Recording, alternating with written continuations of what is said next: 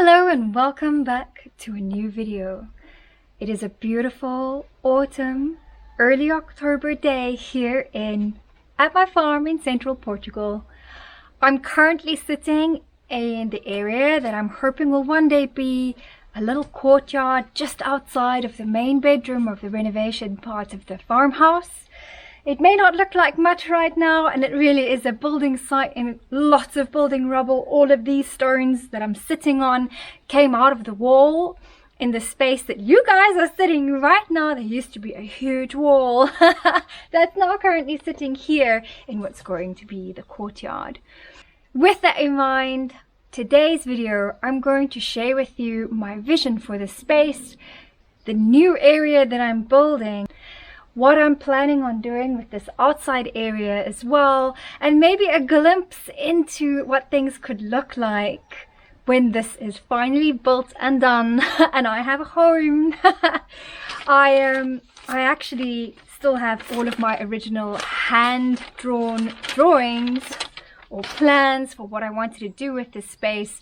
It has evolved a little bit over time, but not really much deviated from where I started with my hand-drawn drawings. To make things a little bit neater, I have digitized these guys. There's not a proper architect drawn plan, but just still my little drawings, just to try and make things a little bit clearer. So I will share that with you in a moment. I also just quickly wanted to touch on the legalities of what I'm doing and how things work from the building side and renovation side in Portugal. The rabbit hole is really deep, and if you speak to 5 people, you will probably get 5 different answers. But I'm going to tell you what I understand from the renovation and building process here. So let's maybe take a step back and start with the kinds of buildings that you can buy. Now, it's typically broken down into 3 kinds of buildings, more or less. There are urban buildings, which are urban zoned, and they're typically in villages or cities. You don't have a problem there. You still obviously have to apply for structural works and present a plan to your municipality or Camara.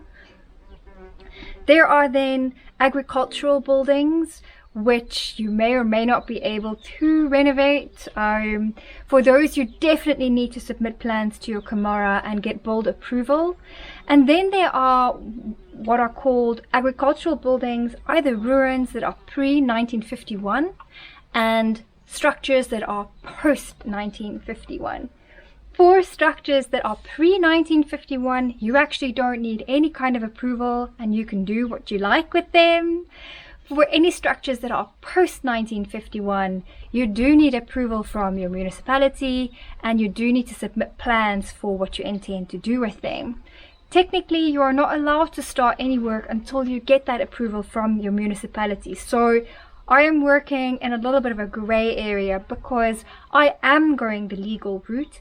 I have engaged an architect that is going to be working with me to submit my plans and draft my plans properly with all the materials that we're using to scale, to legal requirements, and then going to work with me at the local municipality here in Penamacor to get this structure legal and also then apply for a habitation license, which means that I can technically live in the structure. So at the moment, I am also living in a bit of a grey area. Technically, I don't have habitation license, so I'm not legally allowed to actually live here. These kinds of buildings that I've bought and I'm renovating were typically used as agricultural support structures. And what that means is the farmers come here, they stay overnight or for weekends. It's not a permanent residence. They only use it when they need to come and do really big work, like for example the harvest or bigger work around the farm, whatever it is that they're doing, and they need to spend a couple of days on the farm to get that work done. Habitation license you typically request and apply for if you want to make it a permanent residence, which I want to do. And in order for me to get that habitation license, I do need to employ the architect, which I've done, draw up plans, submit those plans to my local municipality for approval, wait for that approval, and then I can technically start the work. The problem is that that can take months, and some people I know have been waiting 18 months or longer to get those plans approved. So I went a little bit of a grey area and I've started the work in the hopes that they will approve the work eventually. What this also provides me is the ability in future, should I ever decide to sell the farm, I do have habitation license and then I can legally do so. Also, I would have a problem. So, oh, excuse you, boy. So, having said all of that, I know that that's a mouthful, but here we are. And let me share my vision with you now. Hello and welcome. I'm Christine, an expat originally from South Africa. I moved to Portugal in October of 21. This is my adventure as a solo expat on a farm in Central Portugal with my 2 fur kids, Shakti and Shiva. I've never owned or lived on a farm, but I moved to Portugal in the hope of fulfilling a lifelong dream in finding an open space, subsistence farming, and a safer, better life. Now that we have found our farm, the second stage of our journey begins. I have to figure out farm life while renovating an agricultural structure to make it habitable and turn it into a comfortable home for me and my fur kids. Follow along our journey. This is Girl Meets Farm. I shared a little bit of my vision in my very first video tour of the farm, all the way back in episode 23. So this is what it looked like, this internal structure that we're busy working on right now. 2 small rooms, a fireplace, and a roof that really needed some work. Alongside this, there was this structural or agricultural storeroom and what used to be an old bunny hutch as well. And already in this original video, I was talking about what I wanted to do and how I wanted to go through that old stone wall on the left and stretch out that area and actually make the building just a little bit larger, the footprint a little bit larger. Now, all of this is registered at the municipality, so the reason I can get away with being in a grey area is because I'm not changing the footprint of the registered structure. And my intention for this space is to actually create a living space by adding 2 bedrooms and a bathroom to the existing structure. It doesn't have anything like that at the moment, so I'm hoping to create a nice size primary bedroom, a small offset second bedroom that I'll also use as an office space, and then 1 bathroom that will be shared for the whole space. The red line through this drawing indicates where that big structural wall used to be, more or less, just to give you an idea of the space. The space where I want to build that little courtyard is actually on the back of the structure where this olive tree is. As I also mentioned, this is the end of week 2 of the renovations. We had to change things around a little bit this week. So what I was expecting to happen didn't happen, but kind of did based on the last video. So I'm still really excited with where we've gotten to, and let me show you what they've done this week. It's the end of day 1, week 2, and I feel quite sorry for the guys today. They arrived thinking all the demolition was done, but they needed to actually go through a little bit more of the floor. So they needed to excavate, which means that they needed to actually top off their 4 or 5 granite feeding troughs that were there. They were made from absolute solid granite. I mean, the pieces are beautiful. You can just imagine what this would look like, polished up, but quite solid. They needed to use a sledgehammer and some kind of handheld grinder to cut through it and then chop it all up. So this is some more of the rocks that have come out of the floor and the sides. But the whole area is actually looking quite neat now. And this week, I believe we will start cutting through for the doorway and the window, and then possibly even laying the foundations and laying the concrete for the foundations. We're gonna just top these stones as well, and the very big one on the other side.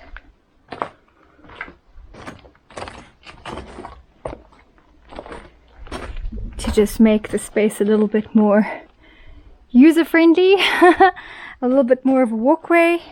But yeah, I'm quite happy. This was actually quite a lot of work. It doesn't look like it was much, but in fact it actually was quite tremendous work today. These things were really, really, well, rock hard.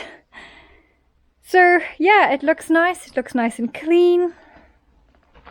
They dug down a little bit further. They needed to add like an extra 12 centimeters to where it was, and it was level with the other side. And they've done that. End of day 1, week 2.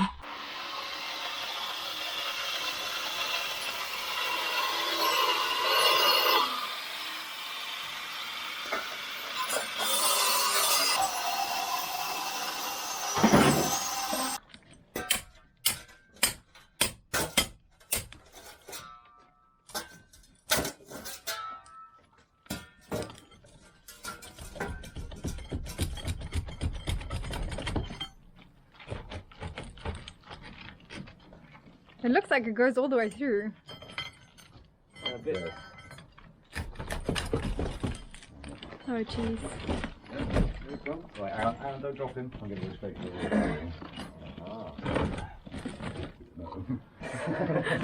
Been a bit bloody ambitious there, eh? Well done then. That's like quite crazy.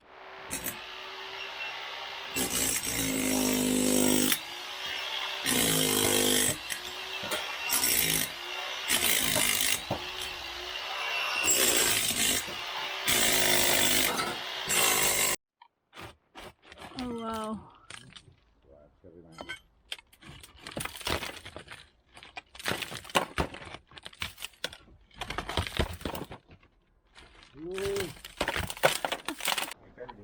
Quite cool. I think it's under them stones.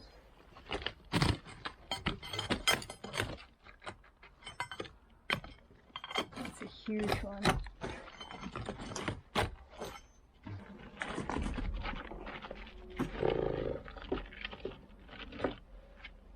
I'm going out.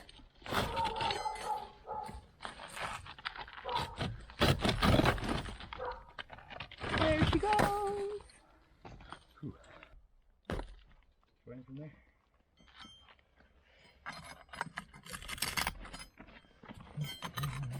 Running from there. Yep. Oh my god. That's a big stone.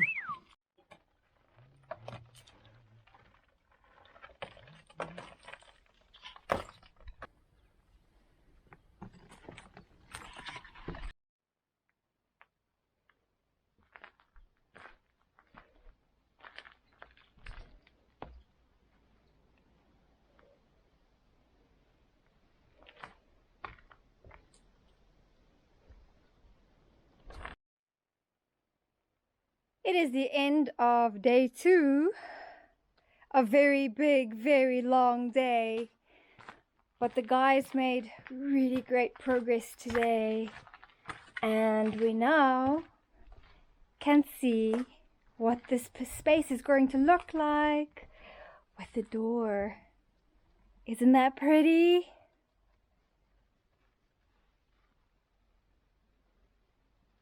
We've also prepared for the foundations. And then possibly that can go in tomorrow. It's so pretty and smooth. Yeah. I wish I could do cement work. It always looks so nice. It's very therapeutic. It really does. It's lovely doing this after what we've been doing for the last 2 weeks, isn't it? Well, the thing is, you can't really stop. When you're a concrete worker, concrete finisher, you always work with doing nice finishes. So even if this is going to just be covered with render, I just want to make nice edges. Okay. Nice. Yeah. Makes no sense, but it's just nice.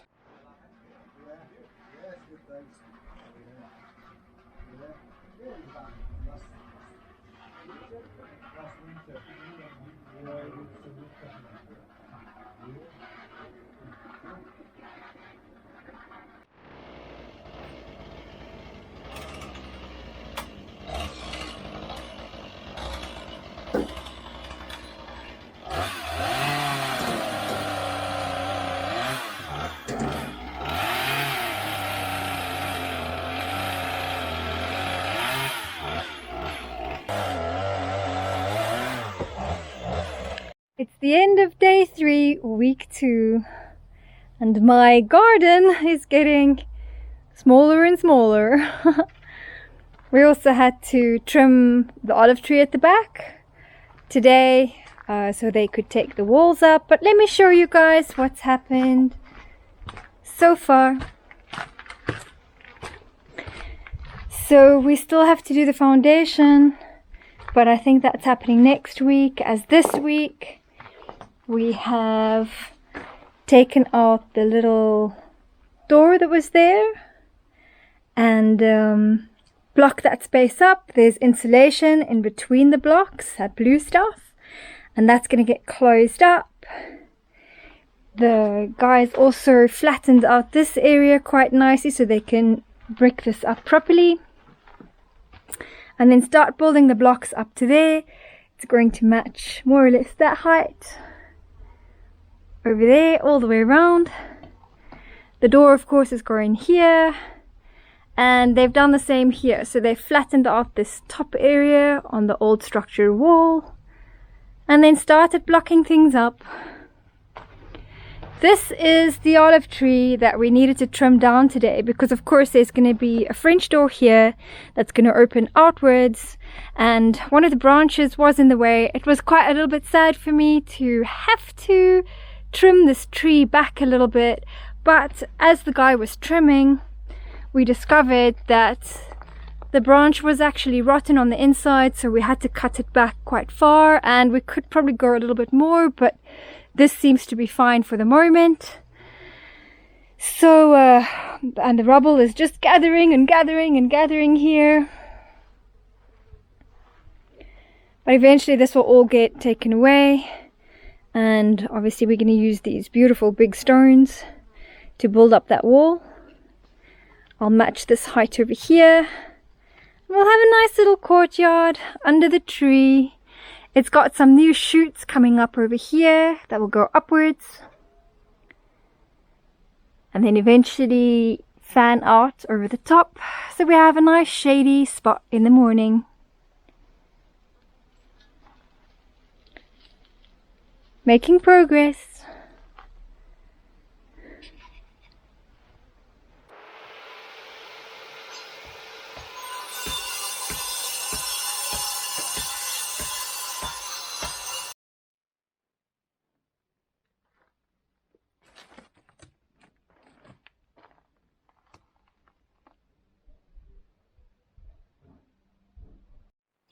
End of day 4, week 2, and it really starting to look more and more like a construction site. Whew. But we have a window and a lintel. Well, we have a window cut in and the lintels placed on top. Block work is starting to look really good. And almost at ceiling height there. I think we're about 1 or 2 blocks off ceiling height. This is going to be quite pretty. Really pretty little view out here. Block work continues around. If all goes to plan, tomorrow I'll have the door delivered so we can do the proper fitting of the door, lintels, and then block work around that as well.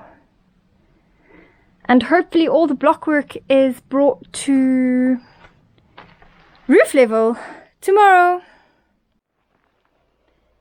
It's the end of day 5, week 2. We've come to the end of Friday, and gosh, what a day I've had. The build work is going well. I ordered a beautiful window for this door. That's going to lead out from the bedroom, and I just had a little bit of an incident with the delivery. They brought it in this ginormous truck. I wasn't expecting it. It was one of those huge, it looked like those huge moving trucks, and there was no way that was coming down my road to the farm. So I met them at a parking lot, and they delivered the door just on the ground, and I waited around, and thankfully the builder was still in the area with his pickup truck, so he could come and help me get the door back to the farm. Oh, 5 o'clock on a Friday. My savior. Seriously. So, end of week 2, we've made some progress. Things are really moving and things are looking so pretty. It's really taking shape. Let me show you what's happened this week. Today, the electrician was also here. So, happy days. We discussed where I want all my plug points and lights. And he started laying all of the cabling and wiring throughout the ground level for where I would like all the plug points to go. We did discuss what we're going to be doing at light level and what lights are staying, what we're going to be doing with all of the old electrical stuff and wiring.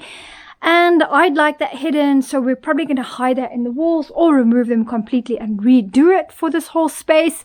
Eventually all the light cabling will run through the roof so that it's nice and hidden. So what I need to do also before we get to that, well, I guess it's still a couple of weeks away, but I need to start looking at some lights and light fittings and what we can do in a beautiful gabled roof. So here's what happened on the build. The window was cut. We've blocked up some more here. And we are 1 row away now from roof level. There's 2 rows of these block bricks. And in between them is this insulation. Thankfully, it is not styrofoam because honestly, I don't think I could have seen another piece of styrofoam. After the insulation we did on the other side, that stuff goes everywhere. Look at this.